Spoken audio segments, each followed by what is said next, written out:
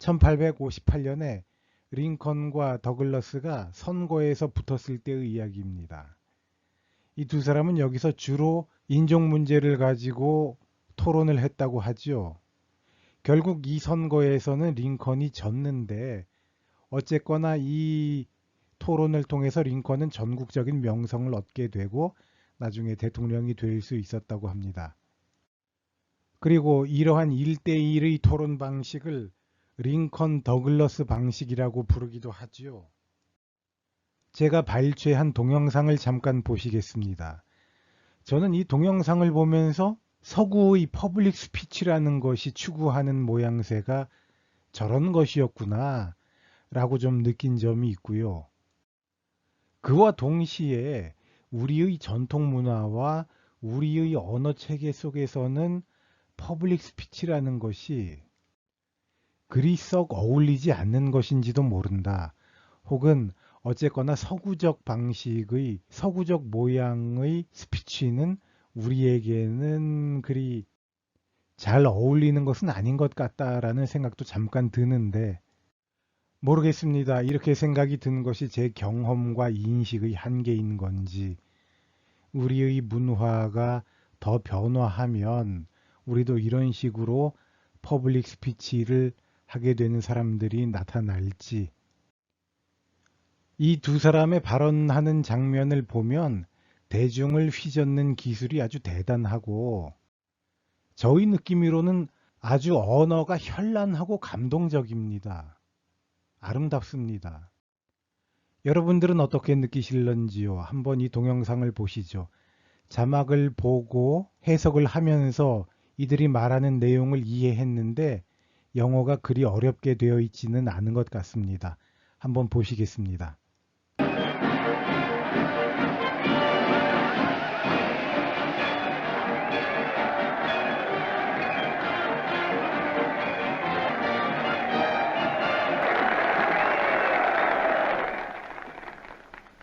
We have now heard the leading arguments for the two candidates for the high office of United States Senator from Illinois, Judge Stephen A. Douglas and Mr. Abraham Lincoln. According to the usual custom of debate, each of the candidates will now speak in rebuttal. Judge Douglas.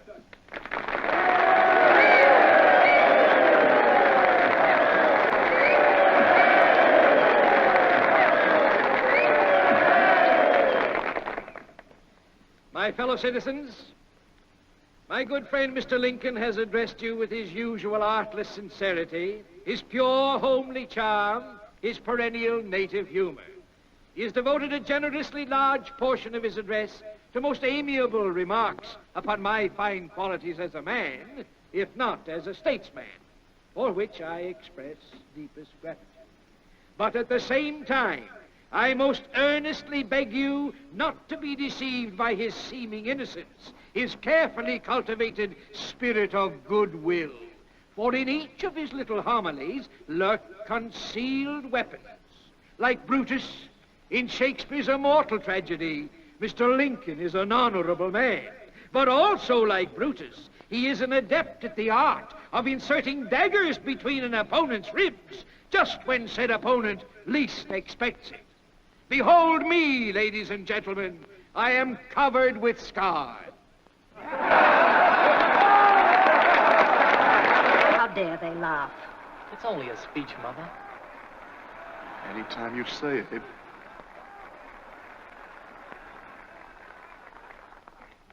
Mr. Lincoln makes you laugh with his pungent anecdotes. He draws tears from your eyes with his dramatic pictures of the plight of the black slave labor in the South. Always he guides you skillfully to the threshold of truth.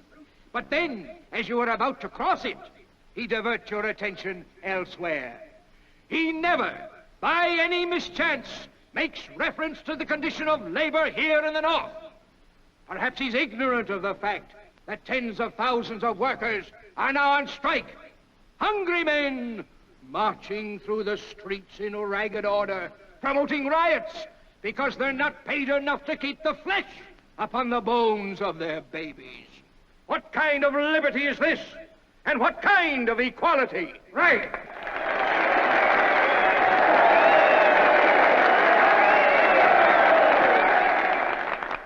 Lincoln harps constantly on this subject of equality. He repeats over and over the argument used by Lovejoy and other abolitionists, to wit, that the Declaration of Independence, having declared all men free and equal by divine law, thus Negro equality, is an inalienable right. Contrary to this stands the verdict of the Supreme Court in the case of Dred Scott.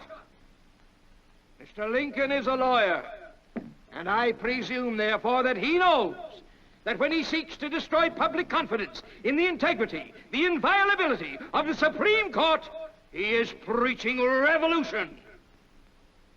He asks me to state my opinion of the Dred Scott decision, and I answer him unequivocally by saying I take the decisions of the Supreme Court to be the law of the land, and I intend to obey them as such. Now will I be swayed from that position by all the ranting of all the fanatics who preach racial equality, who would ask us to vote, eat, sleep, and marry with Negroes? And I say further, let each state mind its own business and leave its neighbors alone. If we'll stand on that principle, then Mr. Lincoln will find that this great republic can exist, forever divided into free and slave states, and we can go on, as we have done, increasing in wealth, in population, in power, until we shall become the admiration and the terror of the world.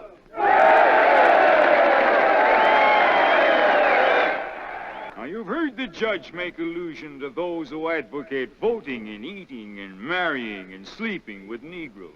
Whether he meant me specifically, I do not know. If he did, I can only say that just because I do not want a colored woman for a slave, I do not necessarily want her for a wife. I do not need to have her for either. I can just leave her alone. In some respects, she is certainly not my equal any more than I am the judge's equal in some respects. But in her natural right to eat the bread she earns with her own hands without asking leave of somebody else, she is my equal and the equal of all others. Now, you've heard the judge speak about our own labor conditions. As an American, I cannot be proud that such conditions exist. But as an American, I can ask, would any of the striking workers in the North elect to change places with the slaves in the South? Will they not rather say the remedy is in our hands, and still as an American, I can say, thank God we live under a system by which men have the right to strike.